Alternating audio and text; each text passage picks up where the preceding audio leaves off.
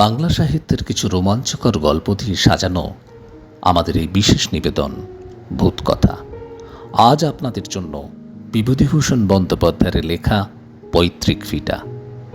বিভূতিভূষণ বন্দ্যোপাধ্যায়ের জন্ম 1894 সালের 12ই সেপ্টেম্বর। মৃত্যু হয় 1 নভেম্বর 1950-এ। তিনি জমিদারি দেখাশোনার কাজ পেয়ে জঙ্গলমহলে থাকার সময় পথের পাঁচালী লেখেন।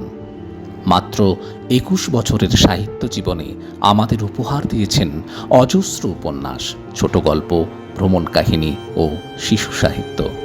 তার বহু গল্প ও উপন্যাসের উপর ভিত্তি করে তৈরি হয়েছে অসাধারণ কিছু চলচ্চিত্র, যার মধ্যে বিশেষ করে উল্লেখযোগ্য পথের পাঁচালী, অপরাজিত, অপুর সংসার, অশনি সংকেত ইত্যাদি। সাহিত্যে কর্মের জন্য 1951 সালে বিভূতিভূষণ ভূষিত হন রবীন্দ্র পুরস্কারে। আমাদের আজকের গল্প পৈতৃক ভিটা। আমরা নিয়েছি বিভূতিভূষণ বন্দ্যোপাধ্যায়ের লেখা অলৌকিক গল্প সম্ভার এই বইটি থেকে। প্রধান চরিত্রে রাধামোহন ও লক্ষ্মী, গল্প পাঠে শুভ এবং গল্পের সূত্রধার আমি বুম্বা। শুরু হচ্ছে পৈতৃক ভিটা।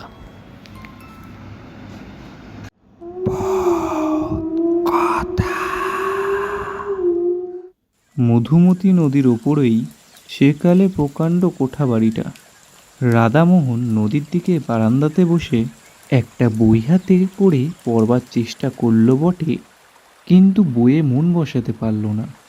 কিরকম সুন্দর ছোট্ট গ্রাম্য নদীটি, ওপারে বাঁশবন, আমবন, বহুকালের ফলের বাগান যেন প্রাচীন অরণ্যে পরিণত হয়েছে।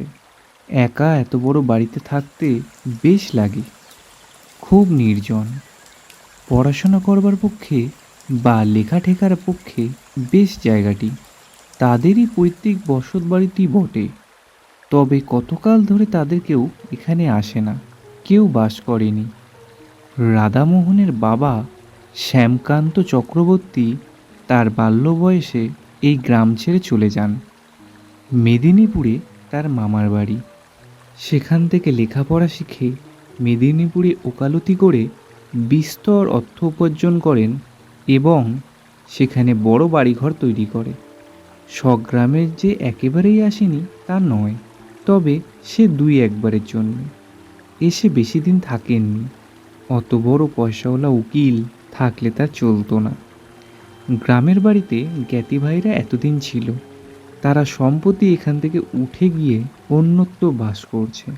কারণ গ্রামে বসে থাকলে সংসার চালাবার কোনো উপায় হয় না। যা কিছু জমিজমা আছে না দেখলে থাকে না।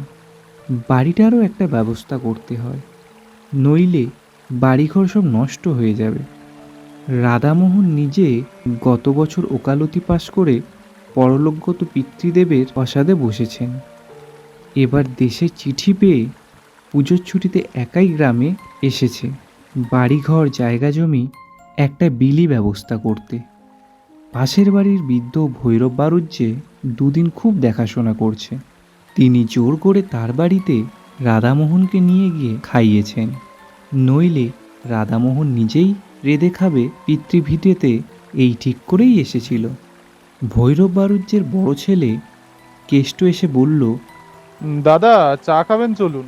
তুই বরং এখানেই নিয়ে আয় কেষ্ট, সন্ধেবেলাটা নদীর ধারে বেশ লাগছে।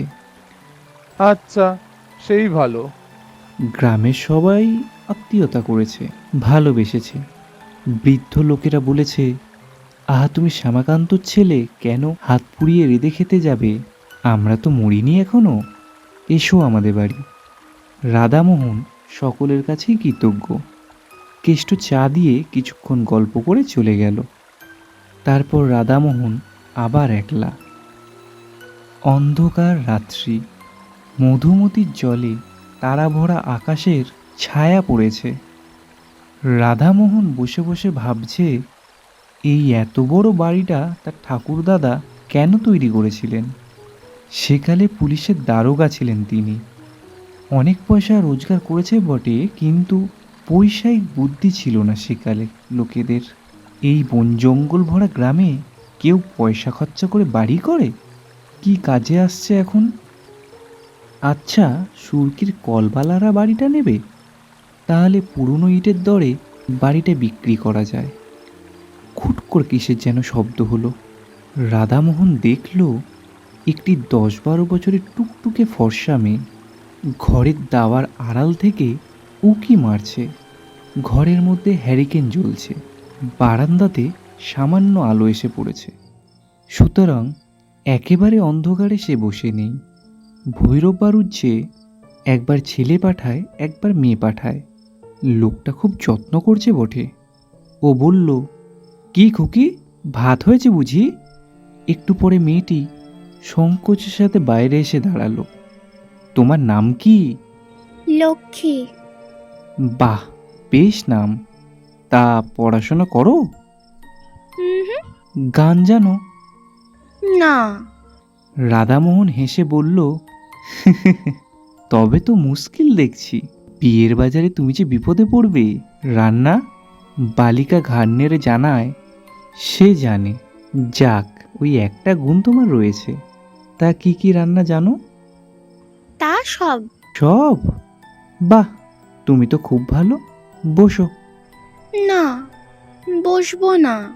কেন, কাজ আছে? না। তবে বসো। না, আম, আমি যাই, তুমি খেয়ে এসো। হুম, যাচ্ছি। ভাত হয়েছে? তোমার খুব খিদে পেয়েছে না? যাও, খেয়ে এসো। রাধামোহন কি একটা বলতে গিয়ে পিছনে ফিরে দেখল খুকি কখন চলে গেছে। সে একটু পরে বাড়ুজ্যে বাড়িতে খেতে গেল। ভৈরব বাড়ুজ্যে বললেন, এসো বাবুজি, এসো এসো, রান্নাও হয়ে এলো প্রায়। রাধামোহন বলল, হ্যাঁ, আপনার মেয়ে ডাকতে গিয়েছিল যে। খাওয়া দাওয়া করে রাধামোহন চলে এলো। একা নির্জন বাড়িতে তার বেশ লাগে। তার পূজ্যপাত পিতৃপুরুষেরা এখানে বিচরণ করেন। এই বাড়িতে তার পিতামহ বাল্যকালে খেলে বেরিয়েছে। তার পিতামহী নববধূরূপে প্রথম এসে দুধে আলতা পা রেখে দাঁড়িয়েছে এই বাড়ির প্রাঙ্গণে। আজ তারা বিদেশে গিয়ে বড় বাড়ি ফেলে বাস করছেন, দেশকে ভুলে। গভীর রাত্রে ঘুমের ঘোরে সব পূর্বপুরুষরা যেন এসে অনুযোগ করে, কেন আমাদের ছেড়ে চলে গেলে? কি করেছিলাম আমরা? পরদিন সকালে উঠে সে তার নিজের জমি জায়গা নিয়ে ব্যস্ত রইল। সারাদিন কাটল সেইভাবে। রাত্রে বারান্দাতে বসেছে। আবার সেই কুকিটি এসে দরজার আড়ালে দাঁড়ালো। প্রথমটা রাধামোহন টের পায়নি। বড় লাজুক মেয়ে, নিঃশব্দ চরণে কখন যে এসে দাঁড়ায়। রাধামোহন বলল, ও খুকি, ভাত হয়েছে নাকি? আজ দেরি হবে গো, মাংস রান্না হচ্ছে তো তোমার জন্য। সত্যি? তবে তো আজ ফিস্টের ব্যবস্থা দেখছি। ও, তুমি বুঝি ফিস্ট বুঝতে পারলে না? ভোজ যাকে বলে। কি বলো? খুকি হেসে চুপ করে রইল। বেশ মেয়েটি, বেশি কথা বলে না, শান্ত সলজ্জ ব্যবহার। রাধামোহন বলল, তোমার মামা বাড়ি কোথায় খুকি? ভুলে গিয়েছি গো। সে কি, ভুলে গেছে কিরকম? সেখানে যাও না? খুকি ঘাড় নেড়ে বলল। না। রাধামোহনের হাসি পেল খুকির কথায়। বেশ নিঃসংকোচ ভাব ওর। খুকি আবার বলল, তুমি একা এসেছো কেন? রাধামোহন হাসতে হাসতে বলল, কেন বলো তো? বৌজিদের নিয়ে এসো, এত বড় বাড়ি পড়ে আছে, আমোদ করুক। তোমার তাই ইচ্ছে? খুব, আমি তো তাই চাই। কেন? কতকাল এই বাড়ি একাই পড়ে আছে, কেউ পিদিম দেয় না। এ কথাটা ওর মুখ থেকে শুনে রাধামোহনের আশ্চর্য লাগলো। এতটুকু মেয়ের মুখে এমন কথা! পাকা কিন্নির মতো। ও কৌতুকের সঙ্গে বলল, আরে, তোমার তাতে খারাপ লাগে? বাহ, লাগবে না? তোমরা সবাই এসো, বাড়িতে শাক বাজুক, সন্ধ্যের পিদিম দেওয়া হোক। কথা শেষ করেই ব্যস্তভাবে বলল, তোমার বুঝি খুব খিদে পেয়েছে না? বহু রাত হয়ে গেল। না না, এমন আর কি বেশি রাত। তোমার তো আবার সকালে খাওয়া অভ্যেস।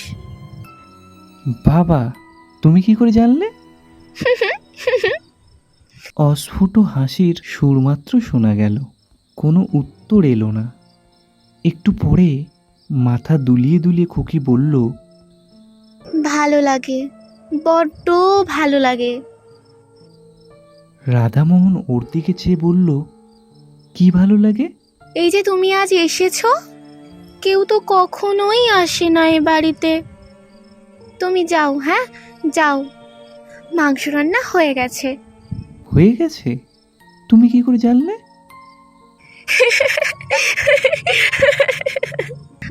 আমি জানি যে। যাও যাও না তুমি। দাঁড়াও দাঁড়াও, আমি মুখটা ধুয়ে আসি, তারপর একসাথে যাব, কেমন? মুখ ধুয়ে এসে কিন্তু রাধামোহন আর খুকিকে দেখতে পেল না। চঞ্চল মন ছেলে মানুষের আগেই চলে গেছে। বেশ খুকিটি কেমন পাকা পাকা কথা বলে, হাসতে হাসতে প্রাণ চায়। ভৈরব বাড়ুজ্জে ওকে দেখে বলল, এসো এসো বাবাজি। আমি তো তোমাকে ডাকতে পাঠাচ্ছিলাম গো। আজ একটু বেশি রাত হয়ে গেল, একটু মাংস নেওয়া হলো। বলি, রোজ রোজ ডাল ভাত ওরা খেতে পারে? পারে না। আমার বাড়ি আজ দুদিন খাচ্ছে, সে আমার ভাগ্যি গো, নইলে ওদের অভাগ কি বলতো। তাই আজ। রাধামোহন সলজ্জভাবে বলল, ছি ছি, না না না না, এই আবার কি কথা? যা জুটবে তাই খাবো, আমাকে পর ভাবেন নাকি কাকা? আমি তো বাড়ির ছেলে। পরদিনও আবার খুকি সন্ধ্যাবেলায় এসে হাজির। এসো খুকি এসো, তোমার কথাই ভাবছিলাম। খুকি ছেলে মানুষই ভাবে, ঘাড় দুলিয়ে দুলিয়ে বলল, কেন আমি জানি, জানি, কিন্তু বলবো না। রাধামোহন আজ খানিকটা সন্দেশ আনিয়ে রেখেছে খুকিকে দেবে বলে। তবে সে আনিয়েছিল হরিনন্দীর চাকর অমলকে দিয়ে, ইসলামকাঠির বাজার থেকে। ইসলামকাঠির সন্দেশ এ অঞ্চলে বিখ্যাত। অমূল্য দেখা যাচ্ছে গল্প করে বেরিয়েছে। রাধামোহন মনে মনে বিরক্ত হয়ে উঠল অমলের ওপর। খুকিকে হঠাৎ খুশি করে দেবে সন্দেশ হাতে দিয়ে ভেবেছিল, সেটা আর হলো কই। তবুও রাধামোহন বলল, না, তুমি জানো না, বলো তো কি? খুকি মৃদু মৃদু হেসে বলল, আমি জানি গো, জানি আমি। ওর হাসির মধ্যে এমন একটা বিজ্ঞতা আছে। রাধামোহন আর কোনো প্রশ্ন করল না এই নিয়ে। ও জানে, ওর এই মৃদু হাসির মধ্যে দিয়েই কথা বোঝা গেল। অমূল্যটা আচ্ছা তো, পাড়াগাঁয়ের লোকের পেটে কথা থাকে না। খুকি আবদারের সুরে বলল, কই দাও, আমাকে সন্দেশটা দাও। রাধামোহন ব্যস্ত হয়ে ওকে সন্দেশ দিতে গেল, কিন্তু খুকিকে আর ওখানে দেখা গেল না। চঞ্চলা বালিকা কখন হঠাৎ চলে গেছে। ওর ধরন বড় আশ্চর্য ধরনের। আহারের সময় ভৈরব বাড়ুজ্যের বাড়িতে ও সন্দেশটা নিয়েই গেল। বলল, খুকি বড় লাজুক। তখন চলে এলো ওকে একটু এই। ভৈরব বাড়ুজ্য হেসে বলল, খুকি তোমার বাড়ি গিয়েছিল বুঝি? রোজই যায়, গল্প সল্প করে। ও তাই নাকি? হ্যাঁ, ও একটু লাজুক, খুব ছেলে মানুষ তো। পরদিন সন্ধ্যায় খুকি আবার নির্দিষ্ট স্থানে এসে দাঁড়ালো বারান্দাতে। রাধামোহন বলল, কাল তুমি ওরকম করে চলে গেলে কেন? আমি ভারী রাগ করেছিলাম কিন্তু। খুকি হেসে চুপ করে রইল। বলছি, সন্দেশ খেয়েছিলে? যখন তুমি বললে তখনই তো আমার খাওয়া হয়ে গেল। পরক্ষণে সে যেন স্নেহের সুরে বলল, তুমি যেই এসেছো আমার কত ভালো লাগছে। বাড়িতে পিদিম জ্বলছে। আসলে একা একা কারোর ভালো লাগে বলো? শহরে যাবে? চলো আমার সাথে। আমার এখানেই ভালো। ওসব আমার ভালো লাগে বুঝি? বারে কত বায়োস্কোপ, কত খাবার দাবার। হোগে, আমার তাতে কি? তুমি আবার আসবে বলো? নিশ্চয়ই আসবো, কেন আসবো না? কই, এতদিন তো আসোনি। ভিটে তো সন্ধ্যের সময় পিদিম জ্বলেনি তো। আচ্ছা, আমি আজ আসি। তুমি তো মঙ্গলবারে যাবে তাই না? রাধামোহন একটু আশ্চর্য হলো। মঙ্গলবার সে যাবে বলেছিল ভৈরব বাড়ুজ্যকে? ভৈরব কাল আবার বাড়িতেও গল্প করেছে। তারপর দুদিন রাধামোহন বৈষয়িক কাজে অন্য গ্রামে গেল।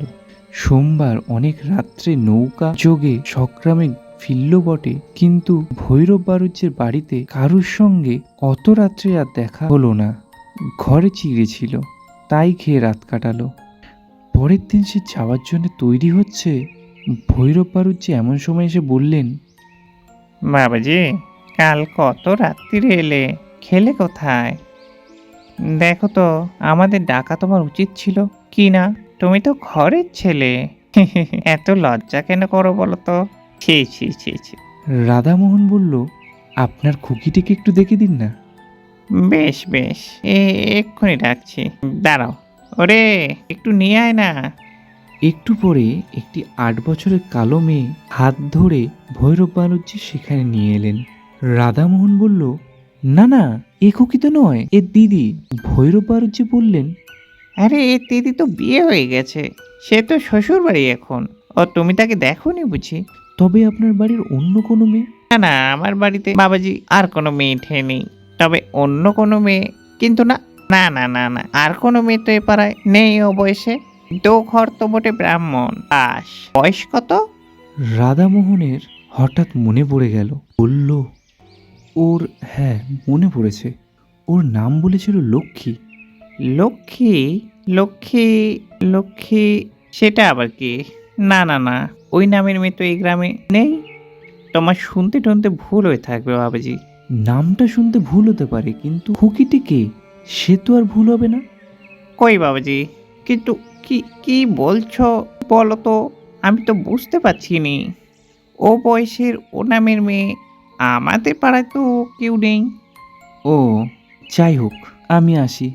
রাধামোহন চিন্তিত মনে বিদায় নিল। আশ্চর্য ব্যাপার, খুকি বার দেখা করতে এলো না কেন? স্বগ্রাম থেকে ফেরবার 2 বছর পরে রাধামোহন তার পিসির বাড়ি গেছে জব্বলপুরে। সেখানে পুরনো অ্যালবাম খুলে দেখতে দেখতে একটি মেয়ের ফটো চোখে পড়ল। এই মেয়েটি কে?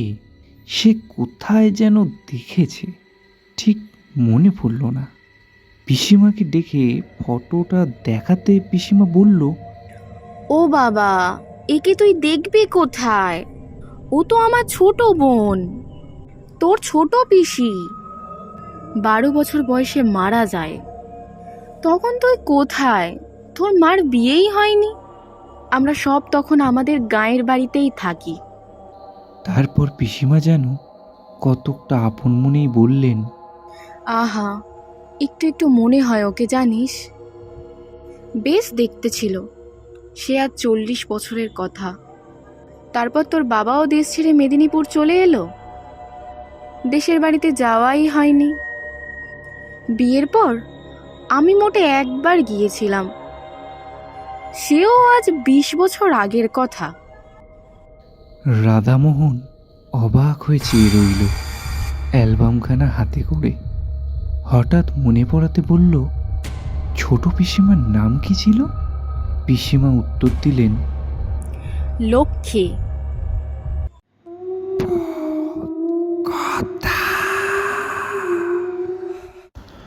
ভূত কথায় আজ শুনলেন পৈতৃক ভিটা। রচনা বিভূতিভূষণ বন্দ্যোপাধ্যায়, গল্প পাঠে শুভ, রাধামোহন ও ভৈরব ভারতীয়ের চরিত্রে শুভ, লক্ষ্মী ও পিসিমার চরিত্রে শিমু, কেষ্টর চরিত্রে সৌরভ, গল্পের সূত্রধর আমি বোম্বা, পোস্ট ডিজাইন ও বিশেষ সহযোগিতায় শিমু, এডিটিংয়ে আছেন শুভ। শেষ হলো বিভূতিভূষণ বন্দ্যোপাধ্যায়ের লেখা পৈতৃক ভিটা। আগামী সপ্তাহে শনিবার ঠিক রাত্রি 9টায় আরেকটি রোমাঞ্চকর গল্প নিয়ে হাজির হবে ভূত কথা পরিবার। ভালো থাকবেন, সুস্থ থাকবেন।